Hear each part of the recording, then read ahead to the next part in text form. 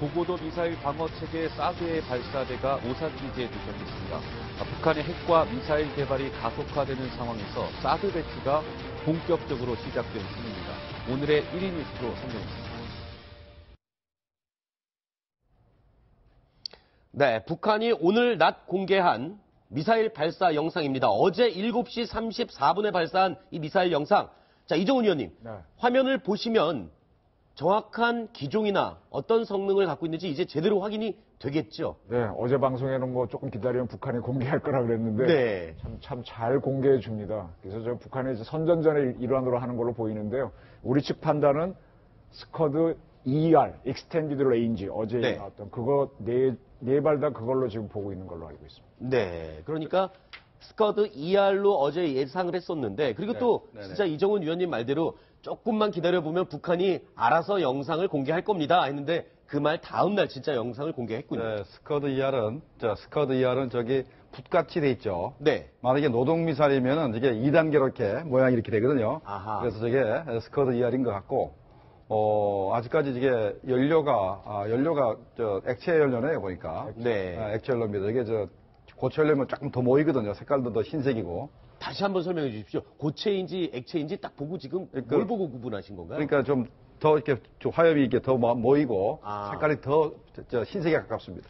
지금 우리 군의 정보 능력을 조금 설명드리는데요. 네. 지난번 북극성 2형을 쐈을 때는 네. 그 로켓은 몰랐단 말이에요. 근데 네. 고체라고 바로 설명을 했어요. 그래서 예. 우리가 헤맸단 말이에요. 근데 나중에 북극성 2형이니까 잠수함에 있는 걸 발전시켜서 쐈구나 해서 조금 그랬는데 저기는 우리가 현장에 못 가니까 불꽃만 네. 보고 판단하는데 이번에 아무 소리 안 했습니다. 예. 군에서 오늘도 설명을 정확히 안 하는데 다들 액체인지 이미 알고 있었습니다. 그렇군요. 자, 그런데 지금 우리 군이 탐지를 한 부분 이야기를 하셔서 묻습니다. 이 쏜 뒤에 2분 후에 우리 군이 알았거든요. 자, 2분 후 늦은 겁니까? 어쩔 수 특별한 없습니다. 시간이- 지구가 둥글기 때문에 네. 일단 저 미사일이 한 2, 3km는 올라가야 네. 우리 이지스함에서 파악을 하든가 네. 아니면 슈퍼 그린 파인 레이더가 이제 볼 수가 있는데 네. 이 육지에서보다는 바다에서 보는 게 빠른 게 육지에는 산악이 많기 때문에 아무래도 조금 더 늦고 이 바다에서 보면 조금 더 빠르고 만약에 PSI 공군에서 보면 더 빠릅니다. 왜냐하면 공군은 고도가 있기 때문에. 네. 그래서 이번에는 이지스함에서 발견했기 때문에 2분이 더 걸린 겁니다. 네, 그 2분이면 안전한 건가요? 굉장히 지금 염려들을 많이 하시는데요. 우리 능력을 다 공개할 필요 없잖아요. 네. 그래서 지금 우리가 탐지한 시간을 기준으로 하다 보니까 2분이라는 얘기가 나온 거고, 그거 이전에, 눈으로, 레이더로 잡기 이전에도 아는 방법이 있습니다. 예를 들면 군사작전을 시작하게 되면요. 네. D-Day, H-Hour, M-Minute. 네.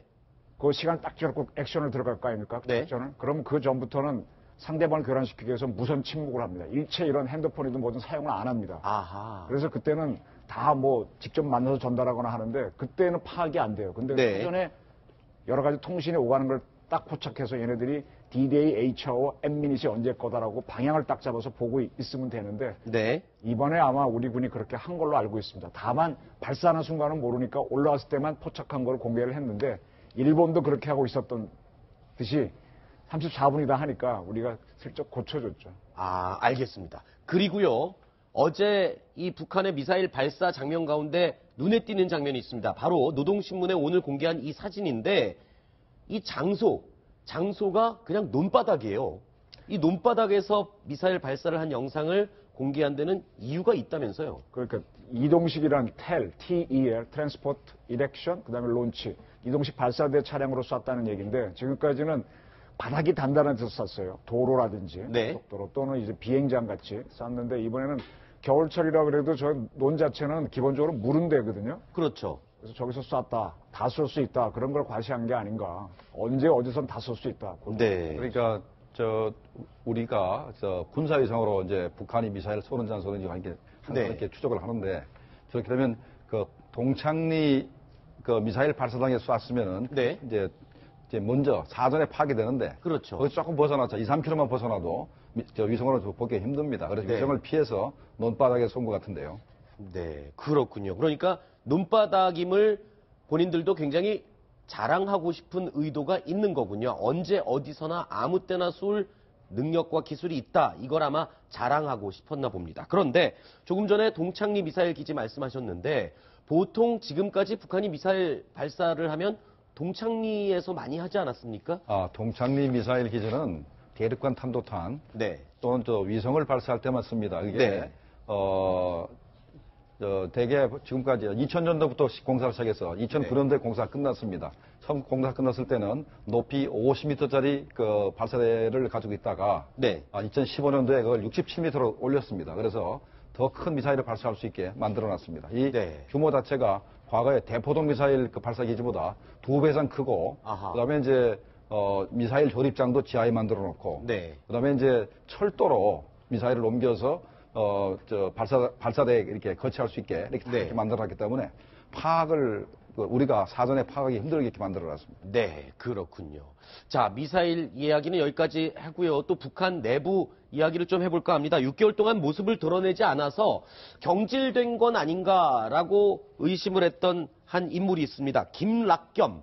이 사람은 어떤 사람인데 이렇게 우리 정보 당국에서 신경을 쓰고 관찰을 하고 있는 건가요? 네, 김낙겸은 북한의 미사일 발사, 네. 핵미사일 발사를 총괄하는 사람인데 이제 현재는 전략군 이제 사령관이죠. 네. 14기까지 올라왔는데 8년 전에는 별 2개 했습니다. 네. 지난 8년 동안에 이제 별 2개를 더 달았는데 과거에 북한의 그 미사일 발사는 미사일 지도국에서 이제 발사를 했고, 아하. 그다음에 이게 2012년부터 김정은이가 이제 집권한 다음부터는 전략 로켓군 사령부로는 이름이 바뀌었습니다. 네. 그러다가 2014년도에 전략군으로 이름이 바뀌면서 북한이 6회 공군, 그다음에 전략군 이렇게 4군 체제로 가면서 전략군도 별 4개로 만들어놨습니다. 그러면서 김낙겸이가 2014년도부터 별 4개 전략군 이게 대장이 돼버리는 겁니다. 네, 그러니까 북한에서 발사하는 미사일 발사에 대해서, 미사일들에 대해서 총지휘하고 실행하는 그 책임을 지는 사람이었군요. 그렇죠. 우리나라는 육해 공군하고 해병대가 3군 체제지만 있지 네. 않습니까? 저 친구들은 육해 공군 외에 전략군이 있다고 보시면 되고요. 그중에 그렇군요. 총사령관이 김낙겸인데 작년에 쏜 것들 중에 많은 게 실패했었지 않습니까? 네네. 그래서 좀 날아가지 않았나 그랬더니 이번에 아주 손을 앞에 땅 하고 공손한 네. 표정으로 나왔습니다. 자, 그러니까 오늘 노동신문 일면에 지금 나온 이 사진이죠. 그러니까 곱게 손을 모으고 있는데 그동안 모습을 안 드러냈다가 이번에 또 미사일 발사와 함께 가능하면 저거를 김낙겸이 사진을 좀 확대해서 비춰줬으면 좋겠는데요. 그 부분을. 네. 그 부분을요? 확대 가능합니까? 우리 네, 확대가 가능할까요? 보면은 네. 눈을 말이죠. 가자미 눈을 하면서 네. 김정은이를 살살살 보고 있습니다. 아, 그래요? 사실 보면은 네. 저것도 북한에서 선전소동부에서 김정은이 결재를 맞고 내보냈는데 네. 여기 보세요. 가자미 눈을 하면서 살살살 웃으면서 보고 있는데 네. 그러니까 비록 전략군 사령관이라 하더라도 김정은이 눈치를 살살 본다라는 네. 것을 보여주려고 저런 사진을 이제 내보낸 것 같습니다. 그렇군요. 지금 네. 말씀하신 대로 확대해서 보니까 입을 앙 다문 상태인데 눈을 실눈을 뜨면서 김정은을 쳐다보는 그런 표정이네요. 근데 제가 편집자라면요. 네. 저 사진 절대 안 씁니다. 왜죠? 아니 아무리 1인자가 중요해도 그렇지 옆에 네. 총사령관인데 저게 뭡니까 지금 아. 나이도 많아 보이는데다가 옷도 커 보이고 말이에요. 네. 어떻게 보면 진짜 괴뢰공 같지 않아요? 허수아비 같지 않아요? 나 그러네요. 거의 코미디 같은 지금 인민군을 망신시키는데 저 네. 노동신문 만든 편집자 혼 좀 나야 될 것 같은데. 장군치고는 조금 위험이 네. 없어 보이는 듯한. 거의 할아버지 아니야 시골 할아버지. 네, 그렇군요. 이거 북한에서도 방송 많이 보고 있습니다, 위원님. 아이 그럼 또 한 사람 날라가나요? 알겠습니다. 자, 계속 이야기를 해볼 텐데요. 자, 김정은이 미사일 발사를 참관하면서 아주 활짝 웃는 모습. 그러니까 굉장히 흐뭇해하는 얼굴이에요. 네, 오늘 보면 노동신문에서 일면의 사진을 네. 실었고요. 그리고 아까 밑에 하단에 보셨는데 12장이나 사진을 실었습니다. 네네. 매우 좋아하는 모습이죠. 그렇죠. 탄도 로켓들이 얼마나 정밀한지 동시 발사된 4발의 탄도 로켓들이 항공 교외 비행대. 그러니까 묘기 항공 부리는 서커스 비행대. 그러니까 아. 우리로 치면 에어쇼 하는 모습하고 같이 아하. 여기서 4대의 그 비행기가 네. 현대 비행하면서 꼬리에 연기를 내뿜고 가서 네. 연기로 물건을 이렇게 형상을 만들듯이 네. 이 대륙간 탄도 미사일이 이렇게 연기로 넋줄을 만든 것으로 이렇게 네. 이렇게 자랑하고 있는 겁니다. 그렇군요. 뭐 자랑하고 싶어서 쏜 게 분명해진 것 같습니다. 근데 저 사진 중에 일부는요. 네. 뽀샵 내지는 조작도 있을 겁니다. 아, 포토샵으로 조작한 네. 내용이 있다. 저는 있을 거라고 봅니다. 저렇게 이쁘게 나오면요. 네. 그날 날씨는 좋았는지 모르지만 아. 이상하잖아요. 근데 좀 연기 모양이 네. 복사를 한 듯 똑같이 보이긴 하네요. 발사하는 꼬리가. 것도 하늘에 올라간 거 보면 불도 모양이 비슷하고요. 그래서 그러네요. 아니, 이제 위원님 말씀을 듣고 보니까 아무리 똑같은 로켓을 쏘았더라도 이렇게 꼬리 연기 머리 모양까지 이렇게 완벽하게 똑같을 수 있을까? 이런 의심이 들긴 하네요. 그래서 아마 또 우리 매니아들이 많지 않습니까? 네, 분석을 하면은 내일쯤 나오지 않을까 기대합니다. 네티즌 수사대가 이 또 조작 내용을 혹시나 발견할 수 있을지 한번 기다려 보겠습니다. 자, 오늘 국회에서는 정보위가 열렸습니다. 자, 어제 북한이 시험 발사한 미사일에 대해서 우리 정부, 군 당국은 어떻게 파악을 하고 분석을 하고 있을까요? 직접 들어보시겠습니다. 국정원에서 파악하기에는 이번에 한꺼번에 무더기로 4발을 쌓았다 하는 것에 대해서는 새로운 것이다. 미국 한미 훈련을 할 때 미국에 대한 북미 관계를 새롭게 하자는 그런 의미도 보이고 또 중국하고 관계도 누구도 우리를 건들 수 없다 하는 그런 것도 보여주는 거 아니냐. 뭐 한꺼번에 무더기 4발을 쏜 게 좀 새롭다. 이렇게 얘기를 하고 있네요. 그래서 지금 현재 만약에 저 미사일을 원산에서 네. 일본을 향해 쐈으면은 일본에 있는 주일미군 기지 떨어져 있는 상당히 떨어져 있는 주일미군 기지 4곳을 공격할 수 있다는 것을 보여준 거고 네. 또 하나는 필요하다면 항공모함도 공격할 수 있다는 능력을 보여준 것 같아요. 그리고 네. 또 하나는 4발이 1000km 날아가서도 나름대로 그 일정한 간격을 유지할 수 있다. 이런 네. 능력을 보여줬기 때문에 나름대로 자기들이 1000km 밖에서도 목표를 정밀 타격할 수 있는 능력이 있다. 네. 그러니까 과학 장치든 GPS든 이런 이 정밀 첨단 장치를 가지고 네. 1000km 밖에 있는 목표물도 맞출 수 있다. 이런 것을 과시한 겁니다. 자, 우리 남한도 가만히 있을 수가 없죠. 대비를 해야 됩니다. 안 그래도 어제 사드 발사대, 사드 이 포대를 구성하는 발사대가 우리 한국에 들어왔다고요. 네, 어젯밤에 C-17 항공기를 통해서 미군 오산 기지를 통해서 들어왔습니다. 네네. 지금 착륙하는 모습이 보이는데 네. 예, 저렇게 야간 상황에 밤에 들어왔습니다. 지금 저기다 싣고 온 거군요. 예, 맞습니다. 저쪽에 그 발사대 2기와 일부 장비를 싣고 왔습니다. 지금 차량이 앞에 보이는데 2대가 있죠. 네. 예, 지금 나가는 거. 이 차량이 지금 발사대입니다. 네. 예, 이것이 주한 미국이 가진 발사대인데요. 텍사스주 블리스 기지에 있던 사드 체계 중 일부를 가져왔습니다. 네. 이 김정은만 미사일 4발 쐈다고 자랑하는 거 아닙니다. 우리 이렇게 준비하고 있다라고 사드 도착한 영상을 이렇게 공개한 것도 다 뜻이 있는 이겁니다. 거죠. 지금 북한은 화살만 보여줬잖아요. 네. 창, 공격무기. 네. 우리는 공격무기는 다 있잖아요. 그렇죠. 우리는 방패를 딱 든 거죠, 추가. 그렇죠. 그러니까 따라와 봐라. 니들은 그러면 가드 내리고 권투할래? 네. 맞기만 할래?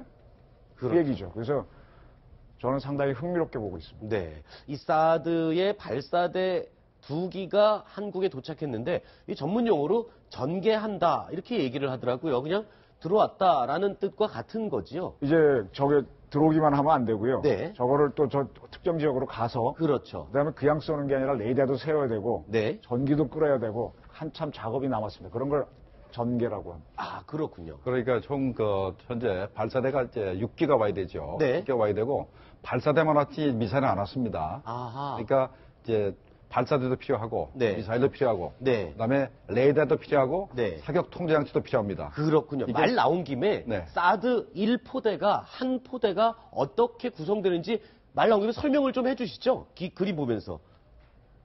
자, 예, 지금 말씀하신 것처럼 예.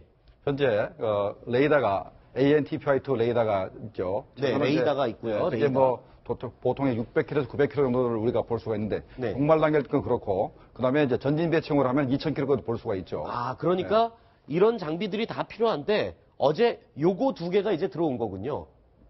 거기에 들어왔는데 아마 미사일은 없이 없는 것 같더라고요. 발사대만. 발사대만 들어온 것 같아요. 2대가 들어왔군요. 자, 이런 장비들이 다 들어와야 되는데 이거를 다 들어와서 어떤 식으로 배치를 하는지 좀 그림도 살펴볼까요? 네. 자, 이쪽에서 보겠습니다. 설명을 좀 해주시죠, 이정훈 의원님. 네, 우선은 가장 중요한 게 싸울 때는 눈으로 봐야 되지 않습니까? 그렇죠. 그래서 ANTPY2 레이더를 딱 배치를 해서 전방을 쭉 보고요. 이건 사드 레이더죠, 흔히 네. 말하는.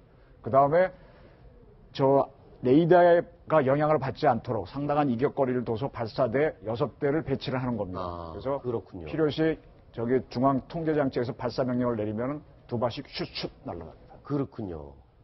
자, 그러니까- PD님 좀 움직이게 해주시죠. 자, 레이더가 있는데 그 앞에서 500m 앞에서 미군이 근무하기 때문에 레이더의 그런 그 전자파 위험은 거의 없다고 봐야 됩니다. 미군도 저 사람인데 전자파 위험이 있다라면 미군이 이렇게 기계를 운영할 수가 없는 거죠. 그러니까 전자파 위험은 거의 없다고 보는 게 맞을 것 같고 네. 현재 북한이 이제 미사일을 쏘게 되면 네네.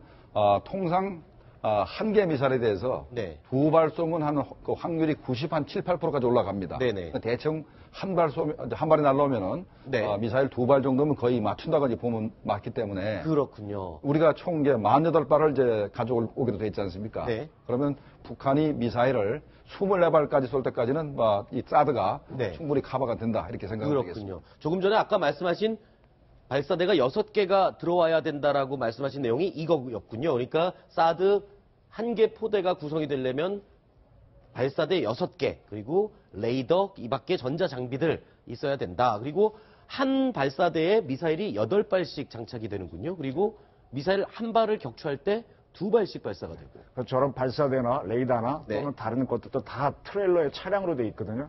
아까 C-17 글로브마스터 저 비행기가 수송기가 보이는데 저는 한번 타봤습니다.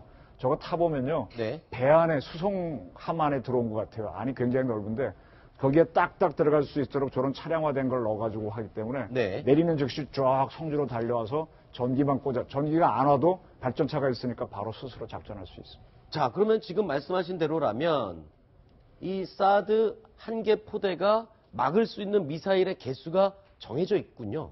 그렇죠. 저 탄을 새로 끼우지 않는 이상은 네. 아까 말한 대로 24발의 표적을 잡을 수가 있어요. 그러면 25번째 미사일을 쏘면 어떻게 됩니까?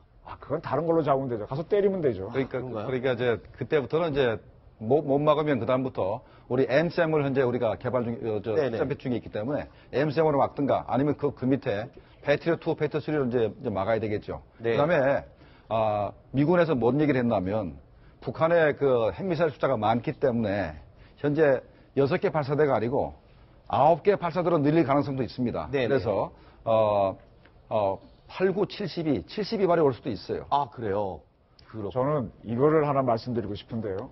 2003년도에 미국이 이라크전을 감행했죠. 네. 이라크 주변에는 미국 동맹국이 전혀 없습니다. 쿠웨이트가 조금 있지만 그건 작은 나라고요. 네. 그래서 미국이 항공모함을 6척까지 끌고 갔나요? 6개의 그 비행단을 가져갔고 그다음에 네. 배치를 했고 그다음에 마지막으로 들어간 게 패트리어트 팩3로 알고 있습니다. 네. 딱 방패를 들고 난 다음에 공격을 했거든요. 네. 지금 우리 주한미군하고 한국군, 일본군하고 주일미군은 이미 충분한 전진 배치돼 있거든요. 이제 네. 방패만 들어왔습니다. 아, 그래서 그렇군요. 북한이 지금 섣부른 짓을 하게 되면 바로 액션 들어갈 수도 있다. 네. 제가 군을 보는 입장에서는 굉장히 그걸 유심히 보고 있습니다. 그러니까 지금 어제 들어온 발사대도 그렇고 이 사드가 전개되고 있다라는 것만으로도 북한에서는 굉장히 위협을 그래서 느끼고 지금 북한이 미사일을 25발 이상 쏘면 어쩌냐 그러는데요. 이라크 네. 전쟁 때를 말씀드리면 물론 이라크도 쐈죠. 근데 네. 쏘기 전에 그 당시의 개념으로 킬체인이 작동해서 거의 다 때려잡았고요. 아하. 일부 올라온 거를 팩3로 잡았는데 거의 다 잡았습니다. 예. 사막으로 간 건 안 잡았고. 따라서 지금 우리 저 사드 가지고 북한 미사일을 다 잡는다는 건 말이 안 되고 킬체인이나 기타 무기로 다 초토화하고 난 다음에 날라오는 어쩌다 날아오는 걸 잡는다고 보시면 돼요. 네, 알겠습니다.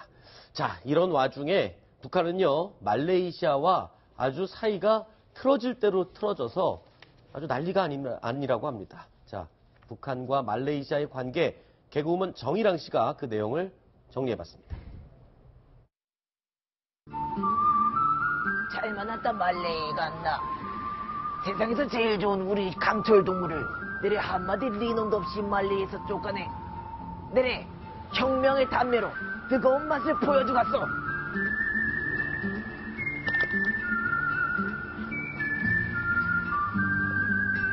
김정희 우야 프렌시 완전히 만났다.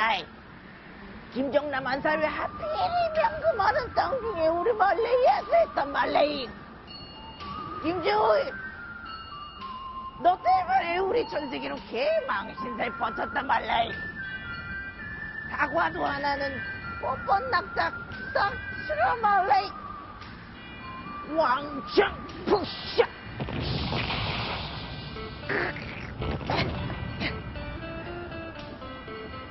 눈에는 눈으로 덤비가서 내 눈에 가시 같은 모함한 말레이에 대해서 당장 내 소놈 높은 조국에서 쫓겨나가서 날래날래 이 위대한 공화국 땅에서 궁뎅이 빼가시러 내 바주카포로 당장에 날려버려갔어.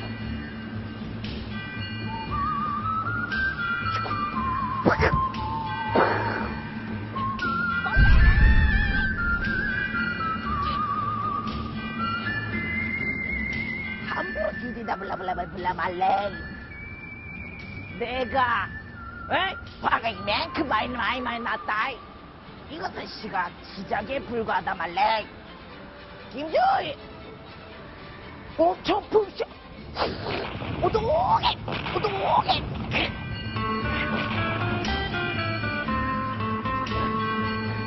멀리 가나 지금 입 다 탈었나. 좋다. 내래 다 생각이 있다고. 잘 들으라. 우리 북조선에 있는 말레이 갓나들 내가 다 인질로 잡아놓겠다. 북조선에서 한 발짝도 못 나가게 하겠어. 발사! 니컹 완전히 개판났다까이. 말레이 우리도 우리 땅에 있는 북조선 사람들 한 발짝도 못 보낸다 말레이. 리얼 파이트! 네, 이유주, 예. 이거 아주 재밌습니다. 네. 현재 아주 재밌는 게 왜 그러냐면 네. 현재 말레이시아 입장에서는 네. 북한하고 단교를 하고 네. 현재 북한 외교관들을 페르소나 논 그라타로 해서 네. 기피물로 한 다음에 네. 추방을 하게 되면 되는데 그 과정에서 현광성 2등 서경환을 그 대사관 밖으로 나오게 할 수가 있고 네. 김우기로도 나오게 할 수 있습니다. 그러면 둘이 나오면 체포하려고 했거든요. 네. 그래서 이제 말레이시아의 원래 계산이 그건데 북한이 그걸 알고 일단은 현광성이하고 김우길이 체포되는 걸 막기 위해서 네. 북한에 있는 말레이시아 사람들 전부 다 출국 금지를 한 거죠. 그렇죠. 거기에서 대해서 말레이시아가 현재 1000명에 이르는 북한 사람들을 출국 금지를 한 겁니다. 네. 그러니까 이걸요 이렇게 보시면 돼요. 손자병법에 보게 되면 네. 최고의 전법은 부전이승, 싸우지 않고 이기는 거거든요. 그렇죠. 근데 싸우지 않고 이기려면 무지무지하게 힘이 강해야 돼요. 네. 그 단계로 가는 게 공성, 상대방을 때려 부술 수 있는 힘이 있어야 되고. 네네. 그 다음에 마지막 단계가 벌모라 그래서 상대방의 전략을 완전 무력시키는 건데 그 네. 전 단계가 상대방의 외교를 완전 고립시키는 벌교 단계입니다. 네. 지금 싸움은 말레이시아하고 북한이 하고 있지만 네. 지금 저 뒤에 우리 국정원이 저는 있다고 보는데 아하. 국정원이 지금 말레이가 일종의 노비자 국가 있잖아요. 북한 네. 토지에서는 굉장히 좋은 공장 부대였거든요. 그렇죠. 딱 끊어주는 거예요. 네. 과거 우리가 햇볕 정책할 때는 북한이 많은 나라에 외교를 하라고 외교를 열어줬는데 결론적으로 그 정책이 실패를 했는데 지금 벌교로 가고 있거든요. 네. 그래서 저는 지금 저거는 한국이 지금 부전 이승 단계로 지금 가기 위해서 굉장히 노력하고 있다 그렇게 그렇군요. 어제 오늘 있었던 일들인 거죠, 이게 좀 다. 예, 그렇습니다. 일단 강철 대사를 말레이시아에서 6일 날 추방을 했고요. 네. 그래서 48시간 이내에 나가라 이런 네. 얘기를 해서 강철 대사가 오늘 오전에 베이징에 도착을 했습니다. 네. 그리고 북한은 맞대응으로 모함만 리잔 평양에 거주하는 말레이시아 대사를 추방 조치를 내렸고 네. 오늘 그러자 북한이 한 번 더 이런 얘기를 했습니다. 그 북한 내에 있는 말레이 국민들을 출국을 금지하겠다 아하. 이런 얘기를 했고요. 네. 이에 맞아쳐서 말레이시아에서도 말레이에 있는 북한 주민의 출국을 금지했습니다. 네. 그런데 평양에 체류하고 있는 말레이시아 사람은 11명 정도고 아. 현재 말레이시아에 체류하고 있는 북한 사람이 1000명 정도입니다. 그렇군요. 지금 보면은 자 북한과 인도네시아 치고받고 하고 있는데 일단 북한이 먼저 말레이 국민을 출국 금지시켰습니다. 손소 변호사님, 이거는 네. 사실상 억류 아닌가요? 그렇죠. 억류라고 봐야 될 것이고요. 그러다 보니까 이제 말레이시아 총리가 굉장히 강한 그런 그 용어를 사용해서 북한을 네. 비판했습니다. 즉 북한이 말레이시아 국민을 인질로 잡고 있다. 라고 했고요. 여기에 더해서 네. 이런 북한의 혐오스러운 조치는 국제법 그리고 외교 관행에 정면으로 반한다라는 취지의 이야기를 했는데요. 네. 굉장히 강한 그런 그 표현이라고 할 수 있겠습니다. 네. 여기에 대해서 실제로 말레이시아 당국도 북한 대사관 정문에 이제 그 폴리스 라인을 치고 북한 대사관의 출입을 통제하기 시작했다고 하는데요. 양국 간의 어떤 외교적인 그런 그 격돌이 점점 심해지는 그런 상황으로 보이고 네. 또 하나 북한이 도대체 왜 이렇게 무리한 그런 그 억류 조치를 취했느냐? 네. 김정남 시신 인도를 요구하고 또한 또 현재 그 억류 대사관 외로 나오지 못하고 있는 그런 용의자에 대한 그런 그 북한으로의 그런 그 귀국을 이제 요구하기 위해서 일종의 협상 카드로 쓴 거 아니냐라는 관측이 대두되고 있습니다. 네네. 그러니까 저는 이번에 김정남 암살을 제가 취재하는 입장에서 공작 네. 전체로 보게 되면 김정은을 제거한다는 목표는 달성했어요. 네네. 그러니까 꼬리 자르기, 뭐, 네 사람이 도망갔다. 그것도 뭐 성공했다고 볼 수 있지만, 저 뒤처리가 엉키고 있거든요. 그렇죠. 실패한 공작입니다. 아하. 이 정도로 얽히게 되면요, 사실은 두 나라가 전쟁으로 갈 수가 있습니다.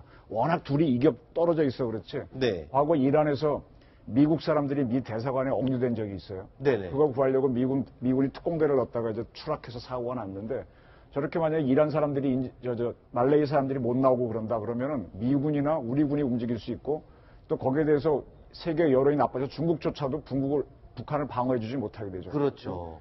지금 굉장히 엉키고 있는데 미사일 발사한 거는 저렇게 필요 이상으로 공개하고 이거는 엉키고 북한의 전략과 김정은이 무서워서 말 안 한다는 얘기입니다. 그렇군요. 계속 저게 북한의 약점입니다. 네. 이건 뭐 세계 외교사에서 네. 드문 일이 벌어지고 있는 겁니다. 그렇죠. 과거에 이란의 그 팔레비 정권이 무너지고 사회주의 정권이 들어섰기 때문에 그 미국 대사관 직원들을 전부 다 인질로 한 사례는 있거든요. 네. 그런데 뭐 그런 극적인 상황도 아니고 현재 있는 그런 그 정상적인 그런 국가의 그런 그 외교 무대에서 한 나라 사람들을 그 대사관 직원들을 전부 다 인질로 삼고 하는 그 상황이 벌어진 것은 아마 세계 외교사에서 새로운 그런 하나의 사례로 만드는 것 같은데 이건 아마도 북한이 고육책을 쓴 것 같습니다. 그러니까 현광성이하고 김우길이 체포되면은 북한의 그 김정남 암살 전부가 드러날 네. 거니까 차라리 그거보다는 말레이시아하고 외교전을 해서라도 현광성이와 김우길을 탈출시키겠다. 하는 네. 고육책인 것 같습니다. 지금 말씀하신 대로 전 세계 외교사에 정말 드문 일들이 벌어지고 있는 것 같은데 이 북한에서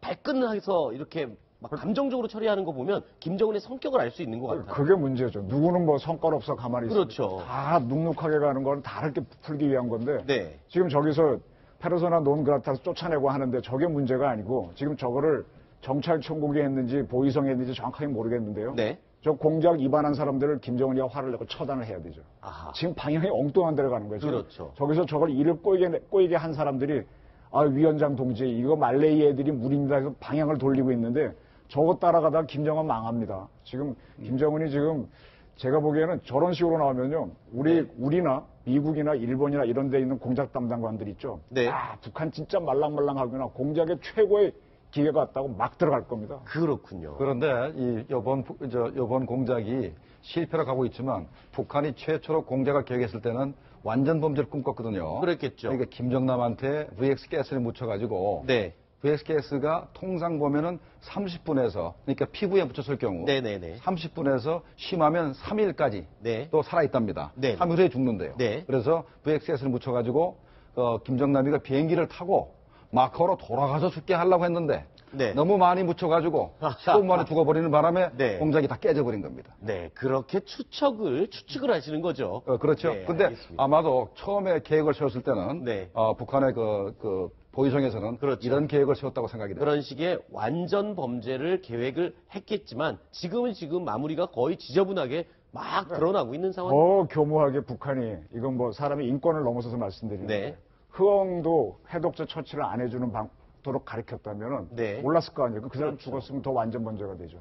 그러니까 북한도 지금 저 하면서 처음 계획 질서 완벽하지 않았던 것 같아요. 네. 제가 만약에 북한의 김정은이라면 북한 공작부서 초토화시킬 겁니다. 마치 그러라고 얘기를 지금 하시는 것 아니, 같습니다. 군기 빠진 군대잖아요. 김낙겸이 이러고 있는 것부터 공작범들 저게 나랍니까? 알겠습니다. 자, 이정훈 위원님과 김정봉 실장님은 여기까지 이야기를 듣도록 하고요. 이어지는 순서에는 심정숙 차장 그리고 구자홍 차장과 이야기를 나눠보겠습니다. 오늘 말씀 고맙습니다.